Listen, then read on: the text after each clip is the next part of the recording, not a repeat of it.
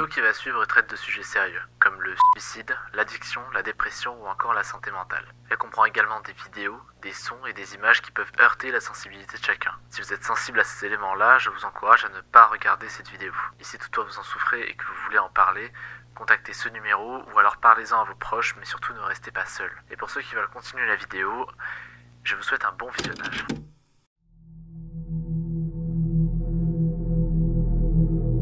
Le 24 juin 2007, la WWE, plus grande compagnie de catch mondiale, organise son pay-per-view Vengeance. Plus de 18 000 personnes attendues, avec une carte comprenant les plus grosses stars de l'époque, comme le champion de la WWE de l'époque John Cena, Randy Orton ou encore Ric Flair pour ne citer que. Plusieurs titres seront défendus lors de cette soirée, dont le titre de la ECW, qui était un titre majeur de l'une des trois branches de la WWE, qui comprenait également Raw et SmackDown. Ce soir-là, le catcheur CM Punk devait affronter un certain Chris Benoit pour le titre ECW, qui avait été rendu vacant quelques semaines auparavant. Mais le soir de l'émission, Chris Benoit ne se présentera pas pour le match contre Punk, et un certain Johnny Nitro, aujourd'hui connu sous le nom de John Morrison, le remplacera pour remporter ce soir-là son premier titre mondial à la WWE. Mais alors que s'est-il passé ? Pourquoi Chris Benoit, un catcheur pourtant reconnu de ses pairs avec son intensité et sa technicité, qui 2 ans auparavant remporta le Royal Rumble 2004 en première position et main eventa WrestleMania 20 aux côtés de son meilleur ami. Pourquoi ce catcheur-là ne s'est-il pas présenté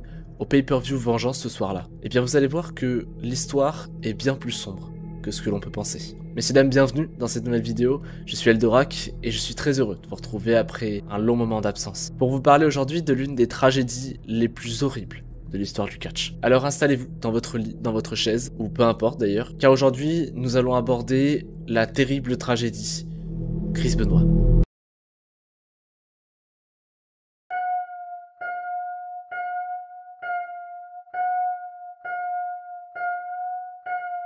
Christopher Michael Benoit, de son vrai nom, naît le 21 mai 1967 à Montréal, au Canada. Il grandit à Edmonton, dans la région d'Alberta, et Chris, à leur enfance, se passionne très vite pour le catch. Il découvre la discipline au travers de son idole, le catcheur britannique Thomas Bellington, aussi appelé le Dynamite Kid. Et Chris, il l'idolâtre tellement que quelques années plus tard, il va récupérer son finisher, le Diving Dynamite Headbutt, qu'il utilisera en move signature. Un move signature, c'est un move en fait qu'on utilise avant le finisher. Son terrible finisher étant la Crippler Crossface, une soumission qui sert justement à endommager la nuque de son adversaire. Pour vous la faire courte, le Diving Headbutt, c'est tout simplement un immense coup de tête depuis la 3e corde. Et je vais d'ailleurs vous demander de retenir ce move parce qu'il aura une grande importance sur la suite de notre histoire. Bref, Chris, depuis le début, il avait une idée en tête, devenir lutteur professionnel. Il part donc s'entraîner à Calgary, dans le donjon de Stu Hart, un catcheur et entraîneur reconnu pour avoir formé l'une des plus grandes dynasties du catch, la famille Hart, comprenant des catcheurs légendaires comme Bret the Hitman Hart, son frère Owen ou encore le British Bulldog Davey Boy Smith, qui est d'ailleurs le cousin du Dynamite Kid.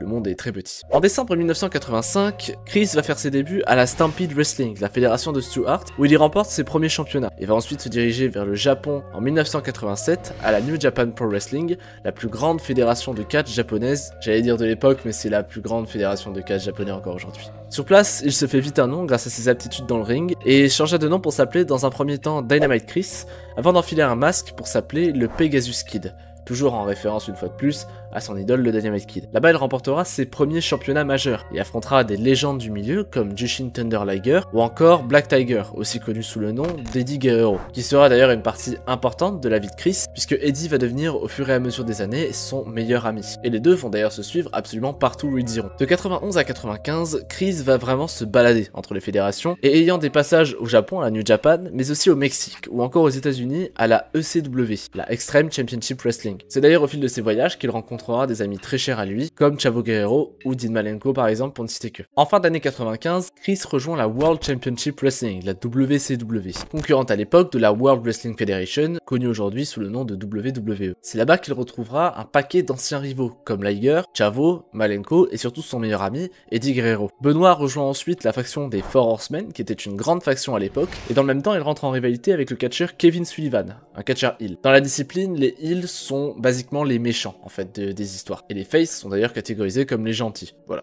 face, heel. Dans cette rivalité, Kevin, qui a le rôle de heel, fait en sorte que sa vraie femme, Nancy, qui à l'époque était manageuse de nombreux clans et catcheurs, et se faisait d'ailleurs appeler Woman, je vous avoue que c'est pas très flatteur, je suis d'accord, soit la manageuse de Chris, qui dans l'histoire était face durant leur rivalité. Cette décision comprenait qu'ils devaient être tout le temps ensemble, même en dehors des écrans, afin de faire vivre le kayfabe. Ce qu'on appelle le kayfabe dans le catch, c'est le fait en fait de vivre l'histoire, que ce soit à l'écran ou en dehors de l'écran, afin qu'en gros le public croit encore au personnage, même en dehors du ring. Surtout qu'à l'époque, c'était absolument crucial de faire ça, dans les années 90, de faire vivre le kayfabe. Il y a eu énormément de scandales là-dessus, et je vais pas revenir sur tous les scandales, parce que sinon la vidéo va durer 1 heure, mais c'est pour vous montrer vraiment l'importance du kayfabe à l'époque. Sauf que Chris et Nancy, au fur et à mesure du temps, ils commençaient réellement à avoir des sentiments l'un pour l'autre. Si bien que quelques mois plus tard, Nancy quitta Kevin pour aller avec Chris, et les deux vivaient donc le parfait amour. Et vous vous doutez bien que ça n'a absolument pas plu à Kevin, qui était pourtant l'auteur du script de cette rivalité, et qui a très mal pris le fait que sa femme aille avec un autre homme, ce qui est entièrement logique. Au final, Chris et Nancy se sont mariés et ont même eu un fils, Daniel, qui naît au début des années 2000. Une décision que Sullivan regrettera amèrement et à jamais, surtout quand on connaît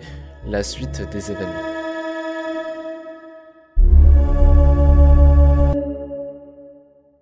En 2000, la WCW est en grande difficulté financière. La WWF, qui était au top du catch à ce moment-là, était largement devant en termes d'audience, ce qui poussa de nombreux catcheurs comme Chris Jericho, Rey Mysterio ou bien entendu Chris Benoit à partir dans la compagnie concurrente. Chris ne part cependant pas seul, puisqu'il emmène avec lui Eddie Guerrero, Dean Malenko et le catcheur Perry Saturn pour former sur place les Radicals, un groupe de catcheurs heel associé à l'époque au champion Triple H. Là-bas, il remporta d'ailleurs son premier titre à WrestleMania 16 en remportant le titre intercontinental et s'échangea le titre plusieurs fois entre mi-2000 début 2001 avec Chris Jericho. Il quitte les Radicals en 2001 avant de se lancer dans une rivalité contre Kurt Angle pour délivrer un match technique monstrueux à WrestleMania 17.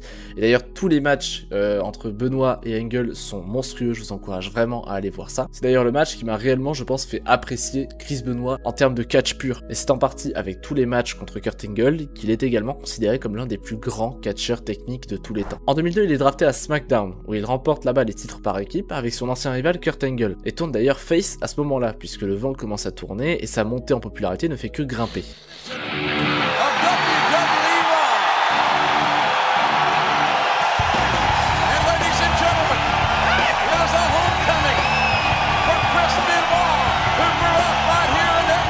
Entre 2002 et 2004, Benoit continue son ascension fulgurante en battant des catcheurs comme Brock Lesnar ou encore le Big Show et rivalisant même avec le catcheur qui commençait à être incontesté à l'époque, John Cena. Mais c'est en 2004 que la carrière de Chris va réellement prendre un grand tournant.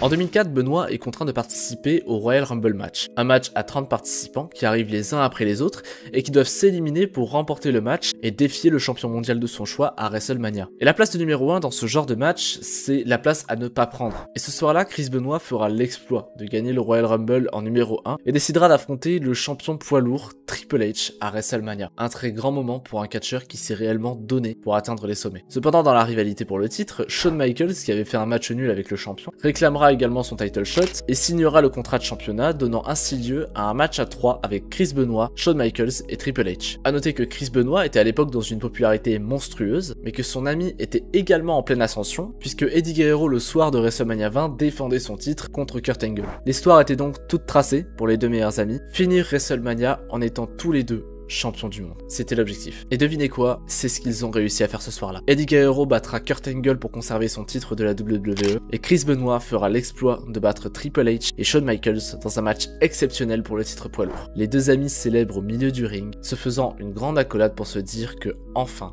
ça y est, ils sont sur le toit du monde. Inespéré pour deux catcheurs qui avaient fait leurs armes ensemble et qui se retrouvent au sommet ensemble. L'histoire est belle. Chris garde son titre jusqu'à SummerSlam 2004 où il le perd contre le jeune Randy Orton et qui conclut quand même un règne de 5 mois, ce qui est pas mal du tout pour un premier règne. Suite à ça, Benoit laissa sa place de main eventer et voyageait dans le milieu de la carte avec des rivalités assez anecdotiques et récupère également 2 titres de champion des États-Unis face à Orlando Jordan et Booker T en été 2005. C'est d'ailleurs suite à ça qu'il deviendra le 12e Triple Crown winner, c'est-à-dire un catcheur qui remporte un titre mondial et 2 titres secondaires. Cependant, en novembre 2005, un événement tragique bouscula le monde du catch tout entier et détruisit à jamais Chris Benoit.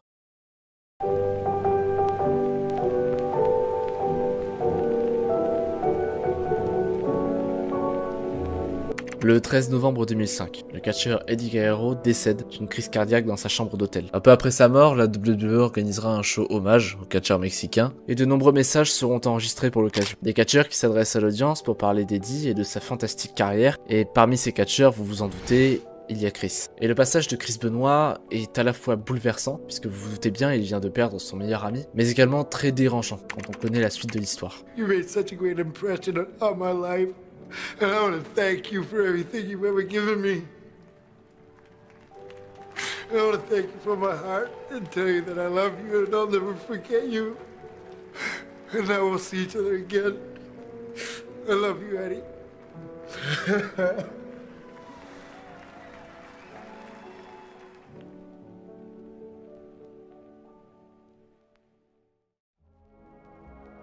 Coup de massue. Chris, qui avait perdu auparavant un de ses précieux amis, Ray Taylor, aussi connu sous le nom du Big Boss Man, venait de perdre son pilier majeur à la WWE. Les catcheurs de la WWE diront même qu'ils n'ont jamais vu quelqu'un d'aussi bouleversé et d'aussi détruit, en sachant que Chris était une personne qui ne montrait quasiment jamais ses émotions, et que cette mort l'a affecté bien plus que n'importe qui d'autre dans la compagnie. Après ça, on peut penser que Chris a pris du temps pour lui, est parti se ressourcer avec sa famille, mais il n'en est rien. Le lendemain, Chris était déjà de retour sur le ring, et suite à cet événement, la vie et le comportement de Chris ne seront plus jamais pareils. Il apparaîtra le visage fermé, plus stoïque, plus agressif dans le ring, et se donnant beaucoup plus aux coups de chaise et aux bumps intenses, laissant particulièrement sa nuque et son crâne très exposés aux coups. Faut savoir que Chris a toujours été un catcheur rude, intense, et il est notamment reconnu pour ça dans le ring, pour son intensité, le fait qu'il est très souvent sensible aux blessures et notamment aux commotions cérébrales. Je vous la fais courte pour ceux qui ne savent pas ce qu'est une commotion cérébrale. Coup de chaise dans la tête, ça fait bobo, et les bobos, bah ils restent. Voilà, en gros. Suite à cet événement, il va encore tourner autour du titre des États-Unis qu'il gagnera au total 3 fois dans sa carrière, ce qui commence quand même à être un sacré palmarès. Il sera finalement drafté le 11 juin 2007 dans la 3e branche de la WWE, la ECW. La ECW à la base c'est une fédération de catch à part entière de la WWE. Elle a été créée en 1992 par Todd Gordon, mais à partir de 1996, un certain Paul Heyman rachètera l'entreprise pour en faire l'une des plus grandes fédérations de l'histoire. La fédération était mondialement connue comme étant le théâtre des matchs hardcore, avec des matchs qui comprenaient des tables, des chaises, des barbelés, etc. etc. Là-bas, de nombreux acteurs du catch en sont sortis, comme Rob Van Dam, Tommy Dreamer, Sabu, qui sont des noms très connus, avant d'être rachetés par WWE en 2003 pour en faire la 3e brand, en plus de Raw et SmackDown. Donc en soi, être drafté à ECW à l'époque, c'est pas non plus un mal, c'est juste que c'est peut-être la brand la moins regardée comparée aux deux autres. Il faut noter également qu'à ce moment-là, Benoit venait tout juste d'avoir 40 ans, que l'idée de l'époque, qui est encore valable aujourd'hui, était que souvent les catcheurs les plus expérimentés mettaient en avant les jeunes catcheurs, et à l'époque c'était des catcheurs comme CM Punk ou encore Johnny Nitro pour construire la génération future. Et ça, Chris, ça le faisait assez chier, parce que en partant à ECW, il sent que les dirigeants n'ont plus vraiment d'intérêt pour lui, et n'ont plus vraiment de projet. Et pour lui, c'est une véritable honte, une disgrâce. Chris, c'est quelqu'un qui se donne en dehors du catch, que ce soit à la salle de sport ou même en dehors. Il est totalement dédié et dévoué à ce sport. Le problème, c'est que quand tous les autres catcheurs font plus de 100 kg pour la plupart avec minimum 1m85 en taille, Chris, lui, il fait 1m80 pour 100 kg. Et sachant que les officiels de l'époque mettaient plus en avant des gros, voire grands gabarits surtout, Chris, lui, était véritablement au second plan. Pourtant, vous allez me dire, en soi, 1m80, c'est très bien. Et je vous dirais oui.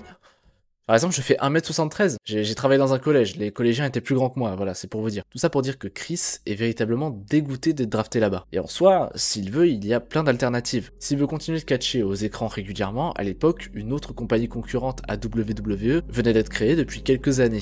La TNA. Là-bas figuraient des stars comme Sting, Kurt Angle ou encore Hulk Hogan, et pour son gabarit, honnêtement, il aurait pu avoir des matchs excellents contre des stars montantes de l'époque, comme AJ Styles ou encore Samoa Joe Ponzinibbio. Honnêtement, une reconversion dans une autre compagnie, c'est totalement valable. Alors certes, tu gagnais moins d'argent, mais au moins tu pouvais continuer à faire des matchs super quali. Seulement Chris va décider de rester et de se battre pour avoir sa place, et espérer revenir au devant de la scène. Et en soi, WWE ne le laisse certainement pas tomber, puisqu'ils lui font assez confiance pour être la tête d'affiche de CW à l'époque. Et il va même réussir à décrocher une chance pour le titre ECW en battant Elijah Burke pour aller affronter CM Punk au PPV Vengeance. Tout semblait écrit pour qu'il puisse se relancer et être la tête d'affiche de CW. Mais si seulement les choses avaient tourné dans ce sens-là.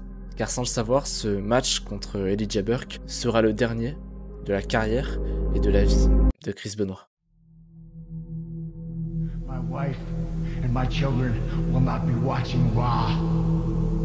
Because I am going to do something that is unthinkable.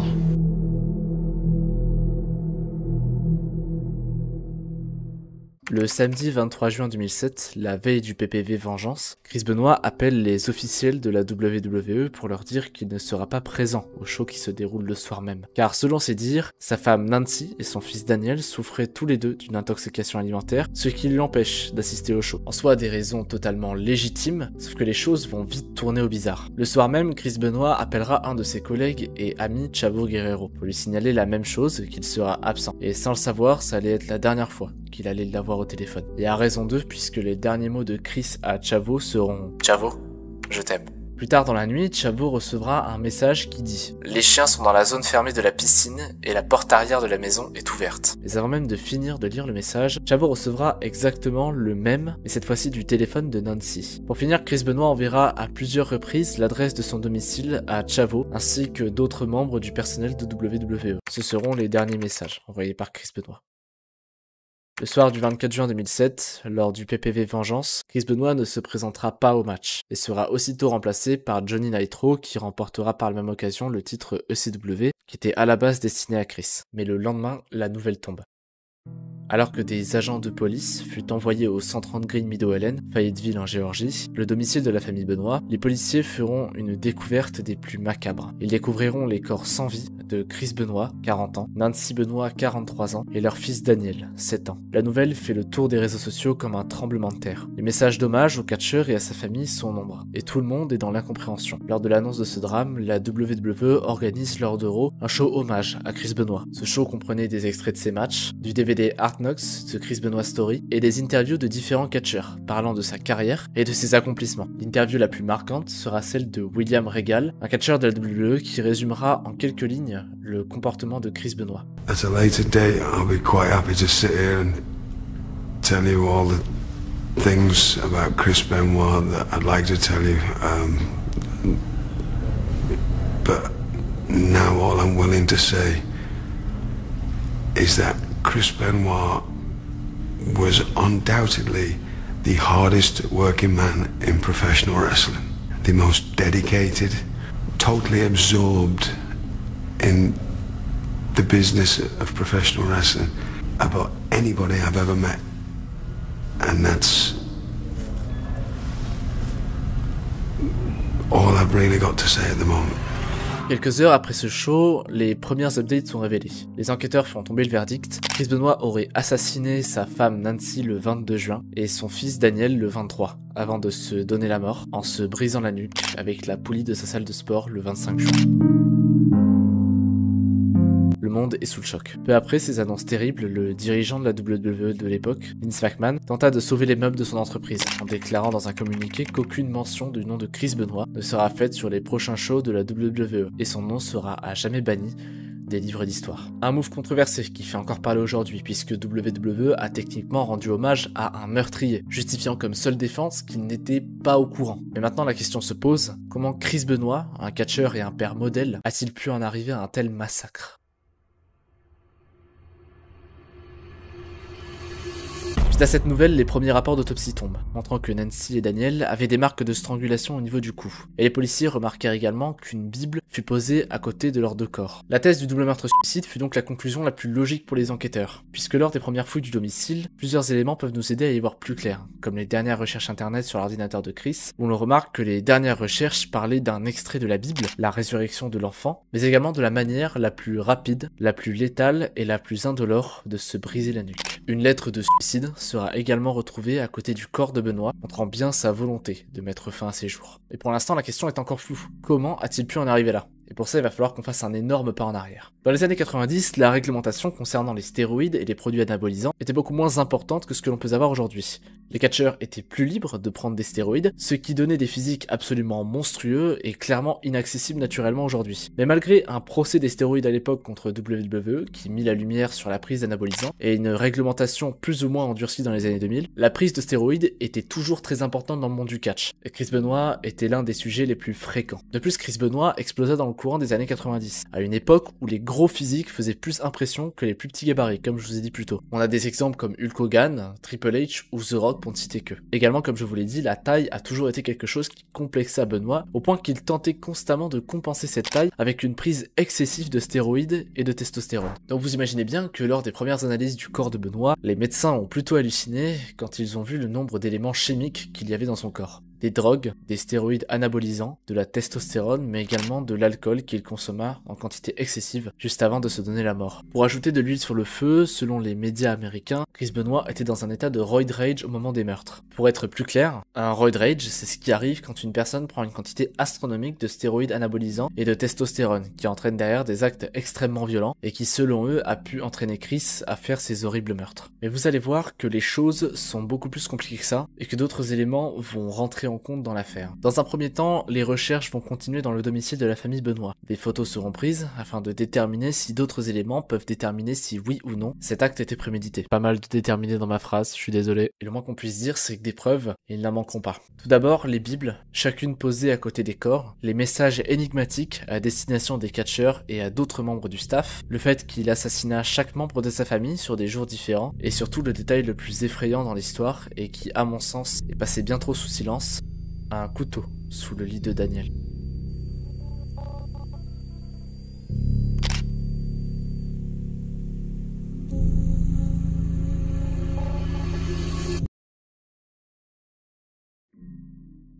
Donc oui, avec tous ces éléments, on peut affirmer que le meurtre est entièrement prémédité. Quelques semaines plus tard, un laboratoire recevra le cerveau de Benoît, et le moins qu'on puisse dire, c'est que le verdict est quelque peu terrifiant. Comme on en a parlé plus tôt, jusqu'en 2010, les coups violents au crâne étaient extrêmement fréquents, et beaucoup de catcheurs étaient atteints alors de ce qu'on appelle des ETC, une encéphalopathie traumatique chronique. Et vous allez me dire, c'est quoi une ETC? Pour la faire courte, et parce que je suis pas médecin, une ETC, aussi appelée CTE en anglais, est une détérioration intellectuelle avec des troubles de la mémoire. Ce sont des lésions traumatiques qui sont souvent présentées chez les sportifs qui subissent d'énormes chocs à la tête comme les boxeurs, les footballeurs américains, mais également les catcheurs. Concrètement, quand vous avez une commotion cérébrale, ça détériore votre cerveau et ça crée une ETC. Voilà, j'espère que ça a été clair pour vous. Revenons à Chris Benoît. Lors de l'excellent documentaire Dark Side of the Ring, que je vous recommande fortement, un ancien catcheur du nom de Chris Nowinski, devenu neuroscientifique, et qui partageait le vestiaire avec Benoît 6 mois avant son décès, nous raconte. Je me rappelle qu'il s'est assis à côté de moi dans les vestiaires, et j'étais en train de lire un livre sur les commotions cérébrales. Et il m'a dit « Ça m'intéresse ce que tu lis ». Et il me demande alors combien de commotions j'avais eu dans toute ma carrière. Je lui ai dit que j'en ai eu peut-être aux alentours de 6. Je lui pose alors la même question, et il me répond « J'en ai eu plus que ce que je ne peux compter ». Lors des analyses, on découvre que le cerveau de Chris Benoît était dans un tel état qu'il n'aurait pas pu survivre quoi qu'il arrive au-delà de 40 ans, puisque le cerveau de Chris, au moment de sa mort, était dans le même état qu'une personne âgée de 85 ans avec la maladie d'Alzheimer, et il avait seulement 40 ans. Fait intéressant, les ETC sur le long terme peuvent entraîner non seulement des traumatismes, des troubles, mais également des problèmes de mémoire ou de concentration, des changements de personnalité et une grande porte ouverte à la maladie d'Alzheimer. Avec tous ces éléments-là, on y voit bien plus clair. Avant même le drame, Chris Benoît était clairement au plus bas. Un cerveau en lambeaux à cause de toutes les chutes, les coups sur la tête, et je vous parlais même d'ailleurs de son coup signature en début de vidéo, le diving headbutt. Sachez que le Dynamite Kid lui-même lui a poussé à arrêter ce coup, mais celui-ci ne l'a absolument pas écouté et a continué de le faire jusqu'à la fin de sa carrière. Sa santé mentale en déclin depuis le décès de son meilleur ami Eddie Guerrero, qui a été malgré lui un catalyseur de sa descente aux enfers, puisque c'est à partir de la mort de ce dernier qu'il a drastiquement commencé à changer. C'est en tout cas ce que ses anciens collègues rapportent. Tous ces éléments-là, en plus du fait que le meurtre était clairement prémédité, ont fait aujourd'hui que ce drame est si terrible, puisque chaque personne aujourd'hui se pose encore la même question, pourquoi a-t-il fait ça? Malheureusement, ce sont des réponses que nous n'aurons probablement jamais. La seule chose qu'on sait, c'est que Nancy Benoît et son fils de 7 ans, Daniel, n'avaient rien à voir avec tout ça. Who's saying my boy? Why? Why? Yeah, you can admire his work all you want, but you know what? You can admire his work all you want, but I'll give you my take on it. Since you want to keep on yelling out my boy, 3 people died in that house that night. Only one person had the choice behind it. The other 2 didn't have a choice to die. So if that's your boy, fuck you.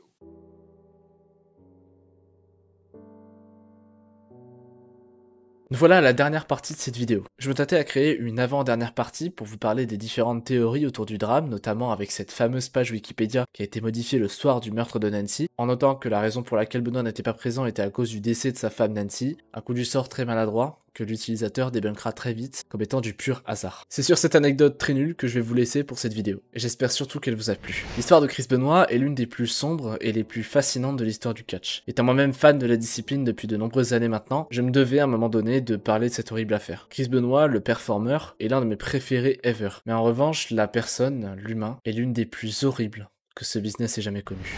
Ça fait du bien de revenir un petit peu sur YouTube à ce moment-là, je vous jure, ça fait du bien. Je tenais à vous remercier d'avoir regardé cette vidéo jusqu'à la fin et à vous dire que c'est un gigantesque plaisir de faire mon retour sur cette plateforme après quasiment 2 ans d'absence. Sachez que je n'ai jamais cessé de penser à YouTube, que les idées continuaient de fuser, mais que malheureusement beaucoup d'éléments sont rentrés en compte. Sachez qu'à contrario, maintenant je suis assez actif sur TikTok, donc si vous voulez me suivre pour du contenu assez régulier, vous pouvez me suivre sur TikTok, vous avez le truc qui s'affiche, je crois, ici. Et je vous annonce que cette vidéo n'est clairement pas la dernière, c'est même la première d'une, j'espère, longue série. Je vais essayer d'être constant, on va essayer, si c'est des grosses vidéos comme ça, voilà, ça va être compliqué, mais je vous promets de revenir pour du bon contenu, du contenu différent de ce qu'on a fait, j'ai hâte de vous montrer tout ça. Je vous remercie du soutien, je vous remercie pour tout. C'était Eldorak, ciao ciao.